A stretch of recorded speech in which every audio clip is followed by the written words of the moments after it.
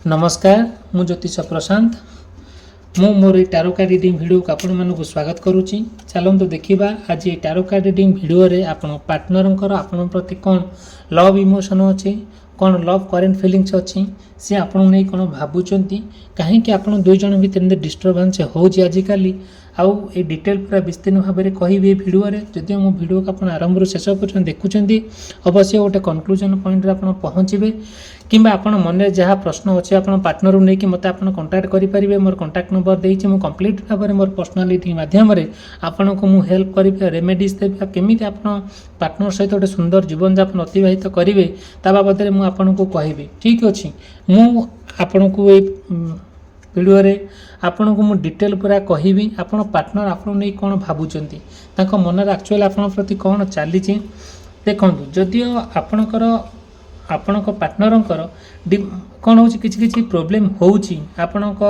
दैनंदिन जीवन को लेकिन आपड़ बहुत डिस्टर्बांस लाइफ हो जाए जोटा कि आप निजक मैनेज कर भारी कष्ट हो जाऊँगी मुझे बाबद आपन को अवश्य कहबी। देखो जदि आपणकर कि पार्टनर मेष राशि वृष राशि मिथुन राशि कर्कट राशि सिंह राशि कन्या राशि तुला राशि बिछा राशि मकर राशि धनु राशि मीन राशि एवं होता है आ बहुत गुड़े कथा आप सहित कनेक्ट हो पारे मे भी न हो पारे बहुत गुड़े कथा आपको रियलाइज करने को पड़ो जदि भी एमती कथा आपण पार्टनर को लेकिन किसी दुर्घटना घटुची कि किसी प्रोब्लेम फेस करूँगी ता बाबद आप पचारि मत बुझीपारे मोर कंटाक्ट नंबर देती मुझे कंप्लीट भाव में पर्सनल रीडिंग मध्यम हेल्प करी। ठीक अच्छे आरंभ करवा आपण पार्टनर को लेकिन जी कथा आप भावुंट संपूर्ण भाव में डिस्टर्बांस लाइफ हो जाए किए करी ना आपणकर जहाँ आशा करुले ता आशा आशार रही जाऊँगी।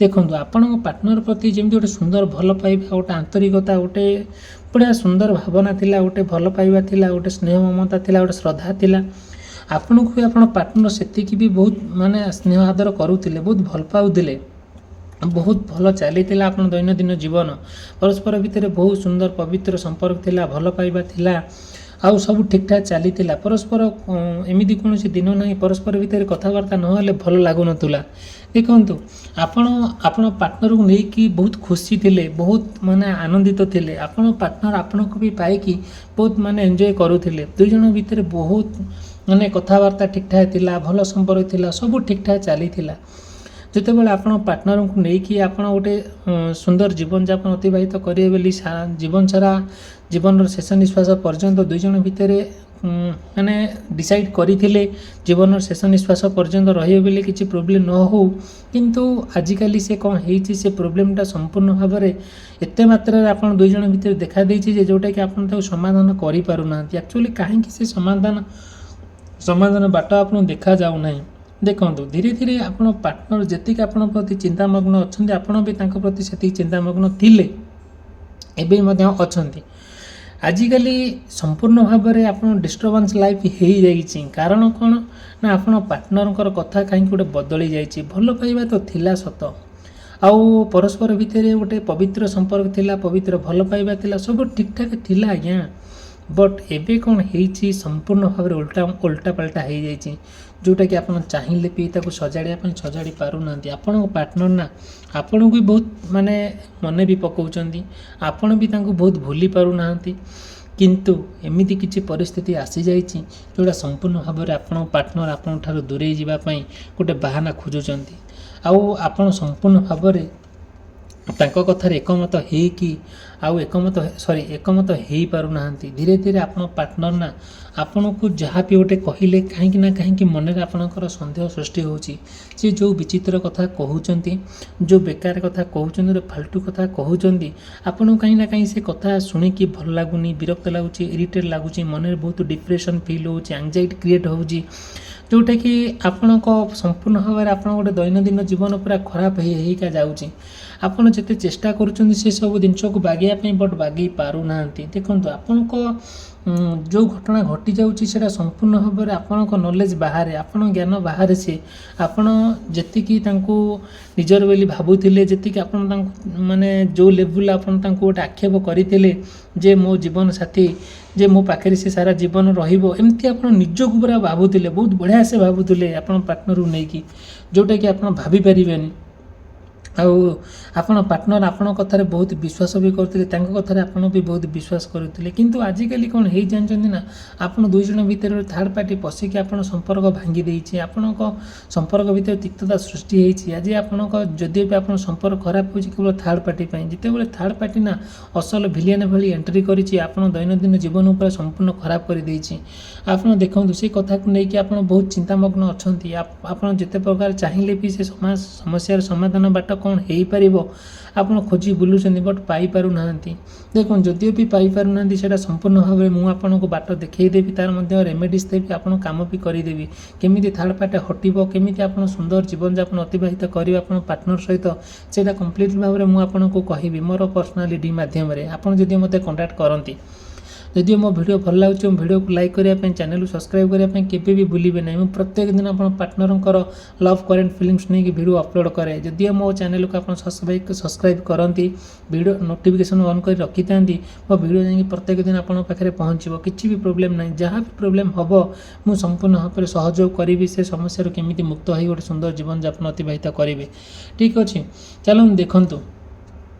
ଯେତେବେଳେ ଆପଣ ପାର୍ଟନରକୁ ଏ କଥା ନେଇକି ବହୁତ ଚିନ୍ତାମଗ୍ନ ଅଛନ୍ତି, କେମିତି ଏଇ ଥାର୍ଡ଼ ପାର୍ଟି ହଟିବ, କେମିତି ଆପଣ ଗୋଟେ ସୁନ୍ଦର କେମିତି ଆପଣ ପାର୍ଟନର ସହିତ ଗୋଟେ ଭଲ ସମୟ କାଟିବେ, ଆଉ କେତେ ଇମୋସନାଲି ତାଙ୍କ ସହିତ କନେକ୍ଟ ହେବେ, ଯେଉଁ ସ୍ୱପ୍ନ ଦେଖିଥିଲେ ସ୍ୱପ୍ନ କେମିତି ସାକାର ହେବ, କେମିତି ଗୋଟେ ଓରିଜିନାଲ ରୂପ ଦେବେ ଆପଣ ପାର୍ଟନରକୁ, ଗୋଟେ ଫାଇନାଲ୍ ଟଚ୍ ଦେବେ ଆପଣ ପାର୍ଟନରକୁ, ଆପଣ ସମ୍ପୂର୍ଣ୍ଣ ଭାବରେ ମାନେ କ'ଣ ଚିନ୍ତାଶୀଳ ଅଛନ୍ତି। ଯେଉଁଟାକି କ'ଣ ପ୍ରୋବ୍ଲେମ୍ ହେଉଛି ପାର୍ଟନର ନା ସମ୍ପୂର୍ଣ୍ଣ ଭାବରେ ଆପଣ ଦୁଇ ଜଣ ଭିତରୁ ଏଣ୍ଟ୍ରି କରିକି ଆପଣ ପାର୍ଟନର ନା ଆପଣ ସମ୍ପର୍କକୁ ଭାଙ୍ଗି ଦେଉଛି। ଯେଉଁଟାକି ଆପଣ ସେ କଥା ଶୁଣୁଛନ୍ତି, ଆପଣ ପାର୍ଟନରକୁ ଆପଣ ବୁଝାଉଛନ୍ତି, ବଟ୍ ସେ ବୁଝିକି ଅବୁଝା ଭଳିଆ ହେଉଛନ୍ତି, ଆପଣଙ୍କୁ ସେ ଧୀରେ ଧୀରେ ଖରାପ ଭାବୁଛନ୍ତି। କାହିଁକି ନା ଯେତେବେଳେ ପାର୍ଟନରକୁ ନା ଆପଣ ସବୁ କଥା ସେୟାର କରୁଥିଲେ, ମନର କଥା କହୁଥିଲେ, ସେ ଧ୍ୟାନମଗ୍ନ ଦେଇକି ଶୁଣୁଥିଲେ, ସବୁ କଥା ଆପଣଙ୍କୁ ବି ସେ ସେୟାର କରୁଥିଲେ। ଆଜିକାଲି ଆଉ ସେମିତି ହେଉନାହିଁ। ଧୀରେ ଧୀରେ ଥାର୍ଡ଼ ପାର୍ଟି ଆପଣଙ୍କ ବିରୁଦ୍ଧରେ ବହୁତ ଗପୁଛି, ଆପଣଙ୍କ ବିରୁଦ୍ଧରେ ବହୁତ ନଗେଇ ଚୁଟେଇ କହୁଛି, ଯେଉଁଟାକି ଆପଣଙ୍କୁ ସେ ଧୀରେ ଧୀରେ ଖରାପ ଭାବୁଛନ୍ତି। ଆପଣଙ୍କୁ ସେ ଏମିତି କିଛି କଥା କହୁଛନ୍ତି ଯେଉଁଟାକି ଆପଣ ପାର୍ଟନରକୁ ନା ବହୁତ ଖରାପ ଲାଗୁଛି। ସେ କଥା ଆପଣଙ୍କୁ ପଚାରି ପାରୁନାହାନ୍ତି, କାହିଁକି ନା ସେ ଆପଣଙ୍କୁ ବହୁତ ବିଶ୍ୱାସ କରନ୍ତି, ବହୁତ ଭଲ ପାଆନ୍ତି। ଯେତେବେଳେ ସେ ଗୋଟେ ମଣିଷ ବିଶ୍ୱାସ କରୁଛି, ଭଲ ପାଉଛି, ସେତେବେଳେ ଅନ୍ୟ କାହାଠାରୁ କିଛି କଥା ଶୁଣିଲା ବେଳକୁ କିଛି ନା କିଛି ତାଙ୍କ ମନରେ କିଛି ଭୁଲ ଧାରଣା ତାଙ୍କ ମାଇଣ୍ଡରେ ରହିଯାଉଛି, ଯେଉଁଟାକି ସେ ସେତିକି ରିଅଲାଇଜ୍ କରିପାରୁନାହାନ୍ତି ଆପଣ ଆକ୍ଚୁଆଲି ରିଏଲ୍ ସେମିତି ମଣିଷ ନା ଆପଣଙ୍କ ପରିସ୍ଥିତି ସେମିତି କରିଦେଇଛି।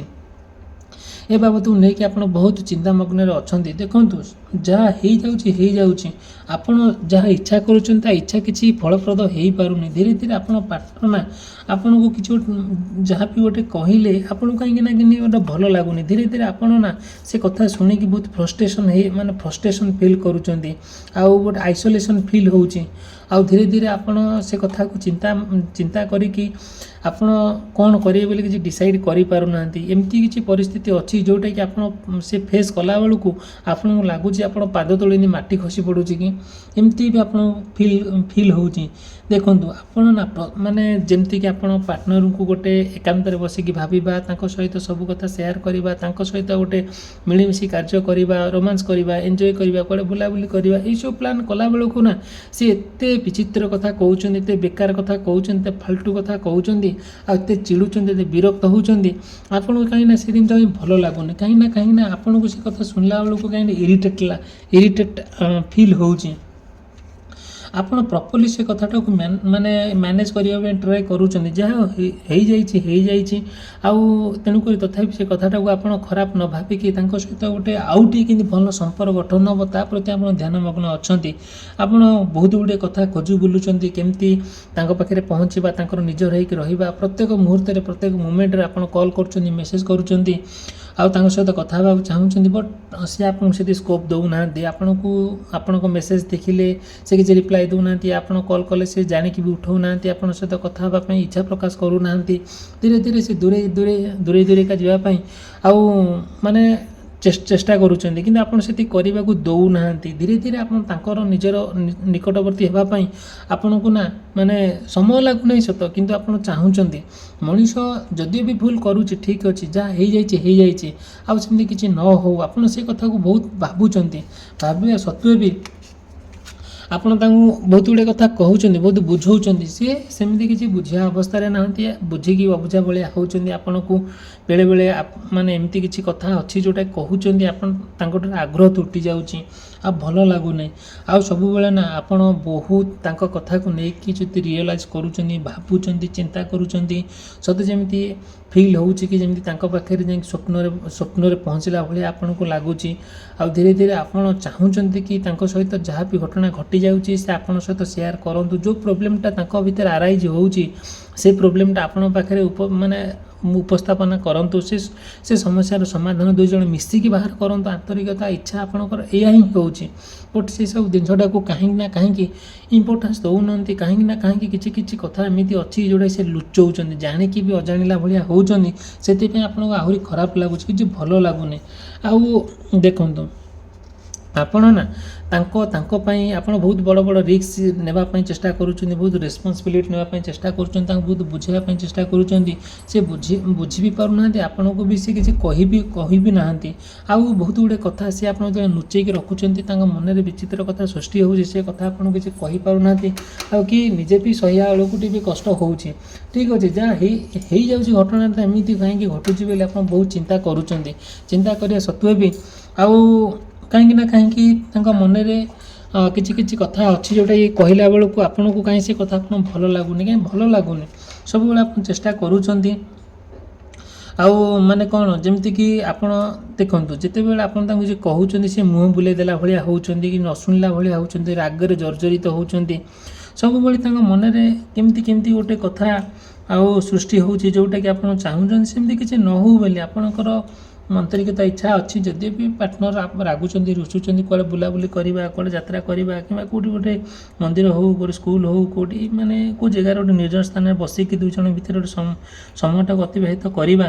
ଆଉ ଆପଣ ଗୋଟେ ପ୍ଲାନ୍ କରିବା କି କେମିତି ସବୁ ପ୍ରୋବ୍ଲେମ୍ ନ ହେଉ, କେମିତି ଦୁଇ ଜଣ ଭିତରେ ଭଲ ସମ୍ପର୍କ ରହୁ, କେମିତି ସାରା ଜୀବନ କିନ୍ତୁ ପ୍ରୋବ୍ଲେମ୍ ନ ହେଉ, କେମିତି ଯାହା ବି ପୁରୁଣା ଅବସ୍ଥାକୁ ଫେରିଯିବା ପାଇଁ ଆପଣ ବହୁତ ମାନେ କ'ଣ ପ୍ରୟାସ କରୁଛନ୍ତି।